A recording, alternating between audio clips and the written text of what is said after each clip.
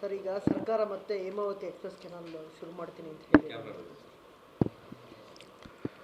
ನೋಡಿ, ನಾವು ಯಾವುದೇ ಯೋಜನೆಗಳನ್ನ ಮಾಡಬೇಕಾದಾಗ ಸರ್ಕಾರಕ್ಕೆ ಒಂದು ದೂರದೃಷ್ಟಿ ಇಟ್ಕೊಂಡು ಕೆಲಸ ಮಾಡಬೇಕಾಗ್ತದೆ.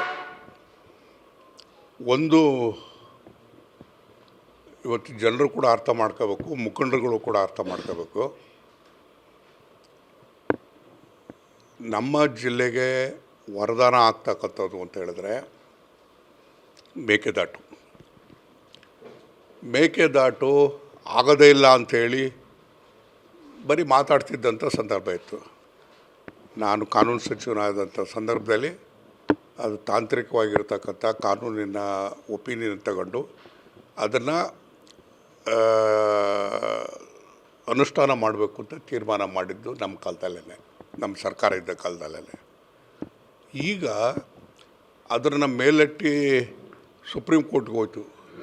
ಸುಪ್ರೀಂ ಕೋರ್ಟು ಅದನ್ನು ತಮಿಳ್ನಾಡಿನವರು ಏನು ಹಾಕಿದಂಥ ಅರ್ಜಿಯನ್ನು ವಜಾ ಮಾಡಿದ್ರು.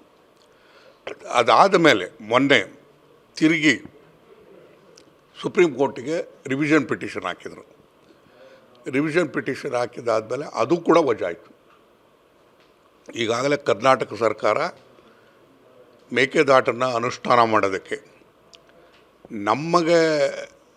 ನಾವು ಬಿಡಬೇಕಾಗಿರ್ತಕ್ಕಂಥದ್ದು 177 TMC ತಮಿಳ್ನಾಡಿಗೆ ಮಾತ್ರ. ಅದ್ರ ಮೇಲಿನ ನೀರನ್ನ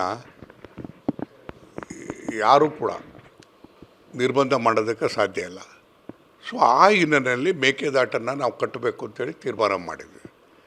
ಅದಕ್ಕೆ ಈಗಾಗಲೇ ಸುಪ್ರೀಂ ಕೋರ್ಟ್ನಲ್ಲಿ ಕೇಸ್ ವಜಾ ಆದಮೇಲೆ ಈಗಾಗಲೇ ಪ್ರಸ್ತಾವನ ಕಾವೇರಿ ರಿವರ್ ಅಥಾರಿಟಿ ಮತ್ತು ಸೆಂಟ್ರಲ್ ವಾಟರ್ ಕಮಿಷನ್ ಮುಂದೆ ಈಗಾಗಲೇ ಪ್ರಾಜೆಕ್ಟನ್ನು ಸಬ್ಮಿಟ್ ಮಾಡಿದಾದ ಮೇಲೆ ನಿನ್ನೆ ದಿವಸ ಅಂದರೆ 3 days ಬ್ಯಾಕ್ ನಾನು ಮುಖ್ಯಮಂತ್ರಿಗಳು ಮತ್ತು ನಮ್ಮ ಎಲ್ಲ ಅಧಿಕಾರಿಗಳು, ನೀರಾವರಿ ಸಚಿವರೆಲ್ಲರೂ ಕೂಡ ಹೋಗಿ ಕೇಂದ್ರದ ನೀರಾವರಿ ಸಚಿವರು ಮತ್ತು ಎಲ್ಲ ಅಧಿಕಾರಿಗಳ ಜೊತೆ ಒಂದು ದೊಡ್ಡ ಚರ್ಚೆ ಆಯಿತು ಅಂತ ಹೇಳಿದ್ರೆ ಗಂಟೆಗಟ್ಟಲೆ ಚರ್ಚೆ ಆಯಿತು. ನಾವು ತಮಿಳುನಾಡಿನ ತಕರಾರೇನು, ಕರ್ನಾಟಕದ ವಾದ ಏನು ಅಂತೇಳಿ ಆಲಿಸುವಂಥ ಕೆಲಸವನ್ನು ಮಾಡಿದರು.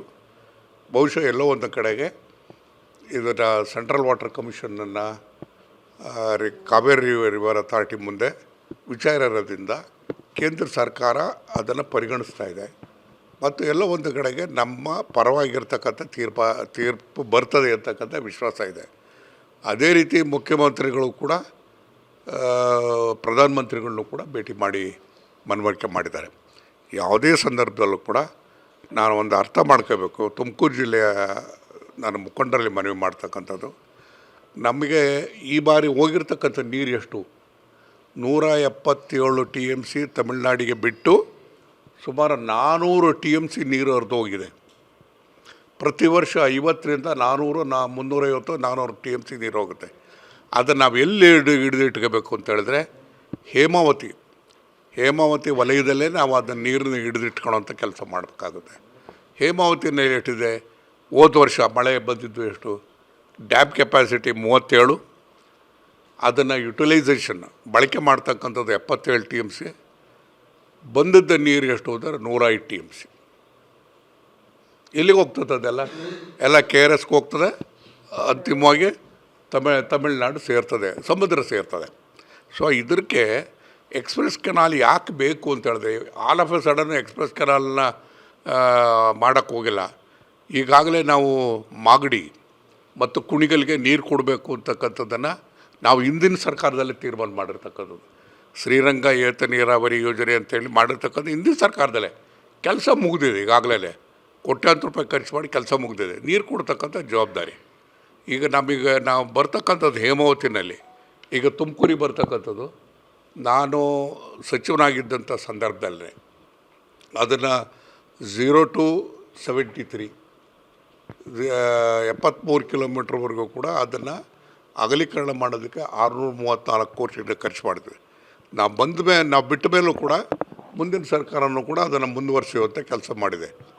164-65 ಕಿಲೋಮೀಟ್ರ್ವರೆಗೂ ಕೂಡ ಎಲ್ಲಿ ಶ್ರೀರಂಗ ಏತ ನೀರಾವರಿ ಯೋಜನೆಯನ್ನು ಡ್ರಾ ಮಾಡೋಕ್ಕೆ ಸಾಧ್ಯ ಅಲ್ಲಿವರೆಗೂ ಕೂಡ ಕಾಮಗಾರಿ ಮುಗಿದಿದೆ, ನೀರು ಹೋಗ್ತದೆ, ತೊಂದರೆ ಇಲ್ಲ. ಆದರೆ ಈಗ ಆಲ್ ಆಫ್ ಎ ಸಡನ್ನು ಹೆಚ್ಚು ಮಳೆ ಬಂದಂಥ ಸಂದರ್ಭದಲ್ಲಿ ಹೆಚ್ಚು ನೀರು ಲಭ್ಯ ಇದ್ದಂಥ ಸಂದರ್ಭದಲ್ಲಿ ಅದನ್ನು ನಾವು ಮಾಗಡಿ ಭಾಗಕ್ಕೆ, ಕುಣಿಗಲ್ ಭಾಗಕ್ಕೆ ಕೊಡಬೇಕಾದಂಥ ಸಂದರ್ಭ ಬಂದಾಗ ನಮಗೆ ಎಕ್ಸ್‌ಪ್ರೆಸ್ ಕೆನಾಲ್ ಅವಶ್ಯಕತೆ ಇದೆ. ಅದಕ್ಕೆ ನಾನು ತಾಂತ್ರಿಕವಾಗಿರ್ತಕ್ಕಂಥ ವರದಿ ಹಿನ್ನೆಲೆಯಲ್ಲಿ, ವಾಸ್ತವಿಕವಾಗಿ ಬರ್ತಕ್ಕಂಥ ಮಳೆಯ ಹಿನ್ನೆಲೆಯಲ್ಲಿ ದೂರದೃಷ್ಟಿ ಇಟ್ಕೊಂಡು ನಾವು ತೀರ್ಮಾನ ಮಾಡಿದ್ದೇವೆ. ಅದು ಯಾವುದೇ ರೀತಿಯಲ್ಲೂ ಕೂಡ ಯಾವುದೇ ಯೋಜನೆಗಳಿಗೂ ತೊಂದರೆ ಆಗಲ್ಲ. ನಾನು ಒಂದು ಮಾತನ್ನು ಹೇಳೋಕ್ಕೆ ಇಷ್ಟಪಡ್ತೀನಿ. ತುಮಕೂರು ಜಿಲ್ಲೆಯಲ್ಲಿ ಎಲ್ಲ ತಾಲೂಕಿಗೂ ಬರ್ತಾ ಇರ್ತಕ್ಕಂಥದ್ದು ಹೇಮಾವತಿ ನೀರು, ಕುಡಿಯೋ ನೀರಿಗೆ ಇವತ್ತು ನಾವು ಮೇಕೆದಾಟು ಆದಂಥ ಸಂದರ್ಭದಲ್ಲಿ ಮೇಕೆದಾಟು ಬಹುಶಃ ಭಾಳ ದಿವಸ ಅಲ್ಲ,